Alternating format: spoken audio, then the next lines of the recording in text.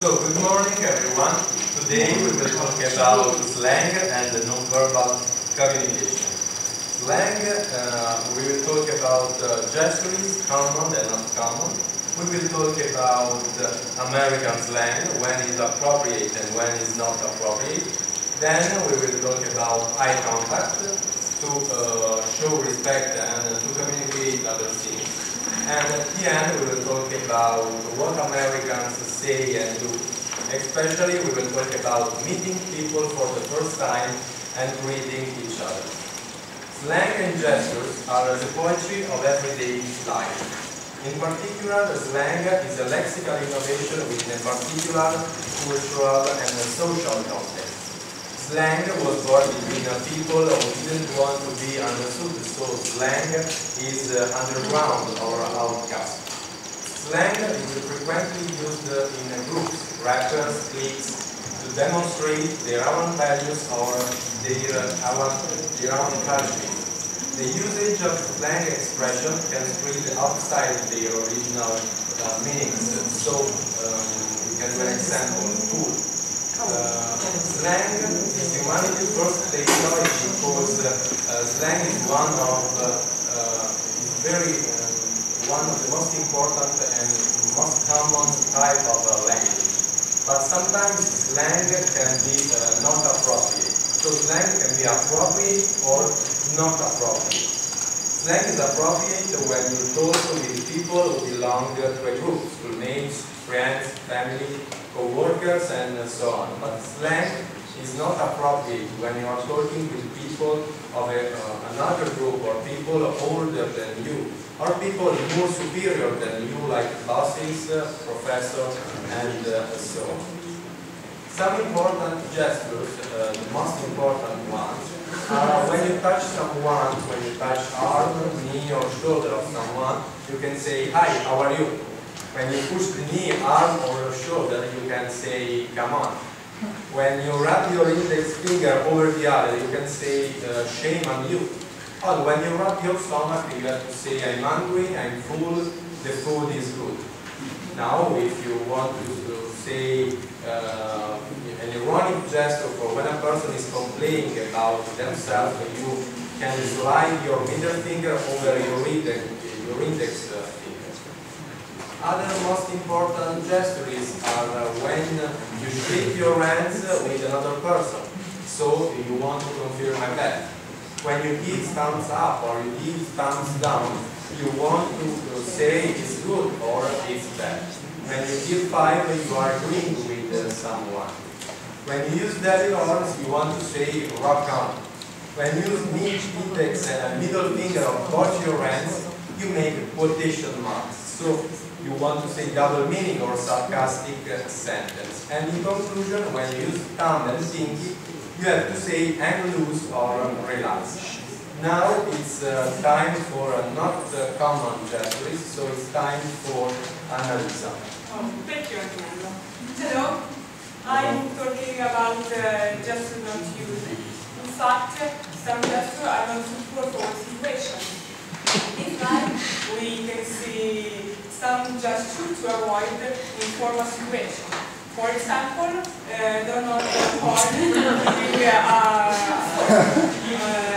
when someone is speaking with you, it's not good to make this gesture to say you are crazy, or this gesture to say I don't care, or this gesture to say you are a couple. Next slide, it was common American slang words, and we need that American use slang in all contexts. For example, in email, when they use junk food to pick out, to gobble it up, wig, to chow down, Albert munches. And the owner shows in this picture all of these slang words. Another situation when Americans use slang is during an altercation. And they say, "Don't give me that bullshit," or "Pull yourself together. Give me a break. Watch out. Piss off and get lost." judgment when they say, that blew me away, or it's a blast, lame, and they blow my mind. I conclude with other expressions, such as took up a pig, or pork until nice, can I have a smoke, to be up front, and chill out. Well, I finish, and now I'm going to stop me.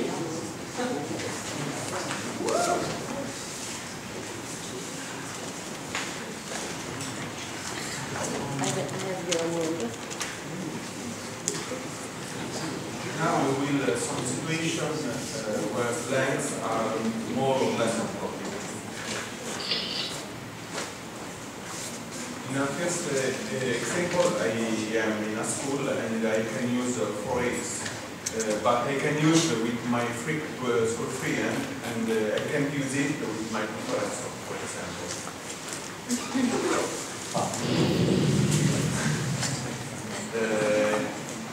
If I want to smoke and I don't have a cigarette, I can have a smoke. But I can use it with my best friend, and I can use it with my dad.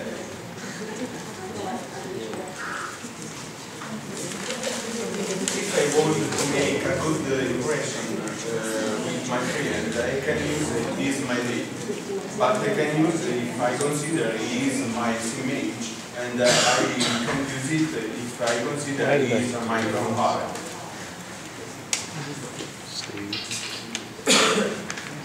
If I am in a difficult situation economically, I can use I am a bastard. If I am talking with my brother, but no with my fiancée.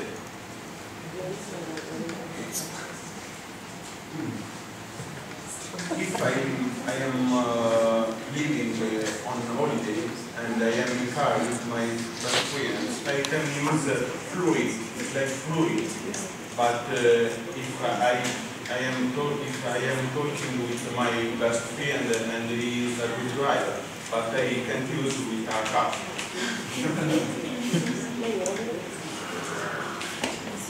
If I am in a restaurant and the food is not very good, I can use junk food, but I can use it with fellow traveler and no with a waiter. If I am in a disco and I am without a ticket, I can use let's book, but I can use with my accomplice and no with a bottle.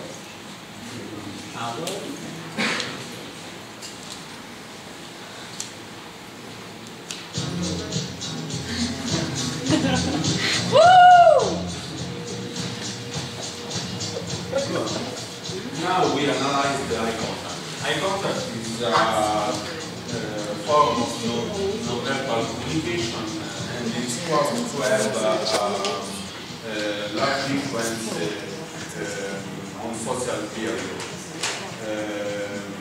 People create without consciously going up, doing so, probe each other's aids and faces for positive or negative mood signs. And in some contexts, the meaning of aids arouses some strong emotions.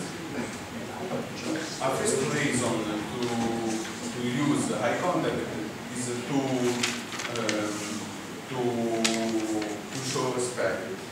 In fact, when I have eye contact, I am telling truth, and I am taking care and probing your feeling.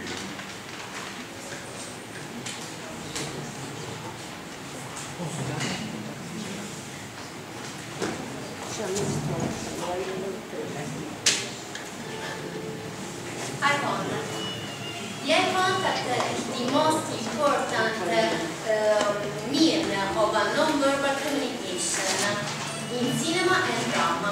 The cinema is a word that makes us so closer than we really are.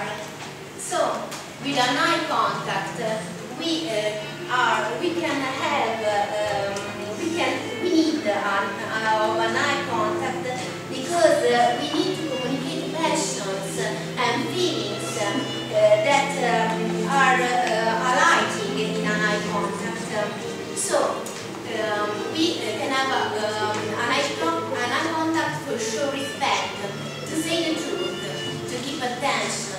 demonstrate your feelings and to intimidate. So look at the eyes of Al Pacino to communicate non-verbal messages, to indicate something, to demonstrate your angry or rolling eyes. But we can use the eyes, the other parts of the eyes, for example, the eyebrows or the eyelids. And so we can think for take a secret, for a joke, or if you like another person. So you can use your eyebrow, only one eyebrow, raising, and you can tell to someone, I don't understand. When you use both the eyebrows, you can say, no.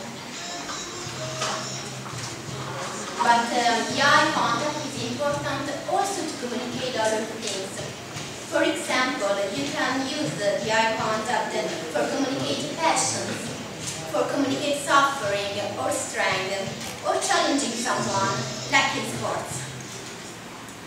So, eye contact is very, very important for saying something like, I'm looking at you, be careful. Or when you are falling in love with someone, so you can say the idiom starts in your eyes. You can use the eye contact for communicate tenderness, for fear or amazement. So, the eye contact is very important.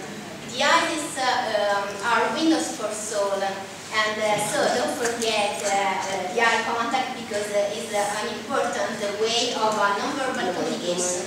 Now is the way of the laser. Thank you, everybody. Now we see what Americans say